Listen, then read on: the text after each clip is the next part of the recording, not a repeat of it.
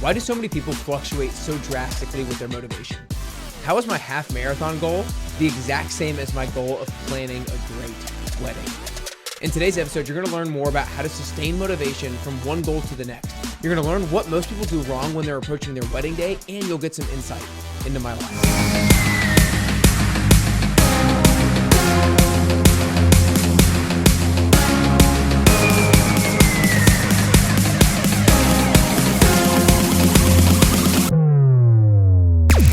I'm really excited to get a little personal with you guys today and to talk about why half marathon prep equals wedding prep. Now, at the time of this recording, I am 5 days away from running a half marathon. 19 weeks ago, my fiance and I, Kennedy, started training for a half marathon that's down in the 30A, and we're super pumped that it is finally race week. It seems like it's such a long time coming. We signed up for this, I think, before Thanksgiving, or no, it was even before that. I think it might have been early October, maybe late September, and then we started training 19 weeks out, and so we're so excited about this. And I don't know about you, but when I do a lot of running, I love having time alone with my thoughts, because besides when I'm actually running, I don't really give myself a whole lot of alone time and silent time with myself.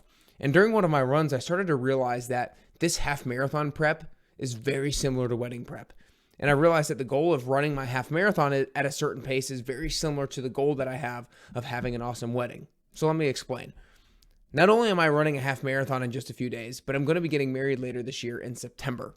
And Kennedy and I have been working hard planning all the details of our wedding. And last fall, I had one of my clients who get married during her 10-week transformation. It was actually just after week 10 of the 10-week transformation. It just happened to conveniently time out like that for her. And I remember how excited she was leading up to the big day. Like, we were talking all 10 weeks about her wedding, and we were hyping her up, and she was so excited about it. And I remember how much work she had put into making a dream wedding day for herself, making a dream wedding day a reality. And I remember her just not being able to wait for her honeymoon and just so excited about the day and the honeymoon. But then I remember her coming back from her honeymoon and feeling like blah. I remember her saying that there was so much buildup into the wedding day, and now I'm just sad that it's all over. She said she looks forward to it for so long, and that was the only thing that she was focused on, or one of the biggest things that she was focused on, and now she doesn't really have anything to look forward to. And Kennedy told me something similar recently. She said something to the extent of, I want it to be the best day ever, but it's going to be so sad when it's over. And that made me think about the half marathon.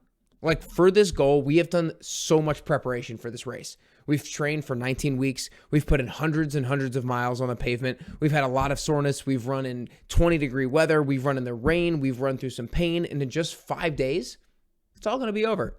Like, literally, it's all going to be over. The half marathon is going to be behind us. But personally, I can't wait.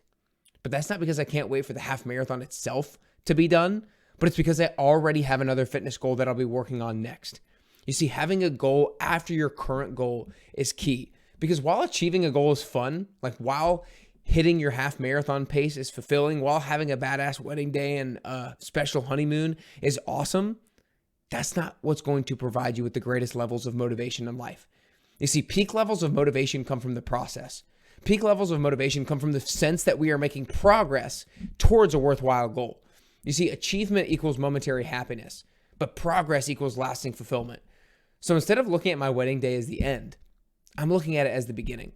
Yes, having an awesome wedding day is a huge goal, but we're not stopping there. We're going to have goals for what's next in our lives. We're not going to have a lapse in motivation. The wedding day is going to propel our motivation forward into whatever is going to come next. So whether you have a weight loss goal, a running goal, or a goal of planning a wedding, don't stop there. Begin to plan your goal next after this one is finished. That way, when you finish that one goal, you're already off to the next. You're off and running. That's why so many athletes, we hear story after story about athletes who retire after their career, how they have an identity crisis. And that happens at all ages, but especially in professional sports, when somebody has been literally playing that sport their entire life for 10, 15, 20, or 30 years, and then they stop playing that. If they don't have something that they're going to be working on next, they find themselves lost. They have an identity crisis. But if they already know what they're going to be working on next, if they already have business goals or other goals in life, other work goals that they're going to be pursuing, then they're not going to have that identity crisis. They're going to move right into whatever their next goal is. And that's also why people who retire, they oftentimes lose purpose and lose meaning in their life because they don't have a plan for what's next. Sure, you can do you want to make sure that at whatever point it is before you transition from one goal to the next, that you already have a plan. Because when people retire, they often feel a lack of purpose and a lack of meaning. But if you already know what you're going to be working on post-retirement, if you already have goals for yourself when you hang up your cleats, you'll live much more vibrantly with motivation and purpose. So remember, before your goal is finished, plan the next one. That's one of the things that I always talk about with my 10-week transformation participants. It's like in week 8 or week 9 of the 10 weeks, start thinking about what's next. Start thinking about, okay, you've built a great foundation. What can we do to further optimize this process? And start thinking about that before the end of the 10 weeks. So like I said, I already have another fitness goal planned for me after my half marathon, and I'm pumped. And Kenny and I are going to have goals and fun plans for after our wedding. Each new goal is not a finish line. It's a new starting line for what comes next. So if you're somebody who needs help setting another goal, then let me help you out. Our next 10-week transformation starts April 22nd. Right now, it's not open for registration yet at the timing of this recording. If you're listening to this later and it is open for registration, you can go to nickcarrier.com/10WT to find out. If it is not open for registration at the time that you're listening to this, then try out the 1-week free trial of the 10WT by going to nickcarrier.com/free trial. Again, go to nickcarrier.com/free trial and you'll get access to a week's worth of workouts and some great breakfast and lunch and dinner recipes as well. Remember, results provide temporary happiness, but progress provides lasting fulfillment. Whatever it is that you're working on now, if there's a timeline to it, make sure that before that timeline is ended, you've decided what you're working on next. It's going to allow you to maintain motivation. It's going to allow you to maintain that sense of, I can't wait to get out of bed in the morning. I hope this helps you today. I hope this helps you pursue whatever health and fitness goals that you're working towards and the next goal that you're working towards. And I hope it ultimately helps you get closer and closer to your best you.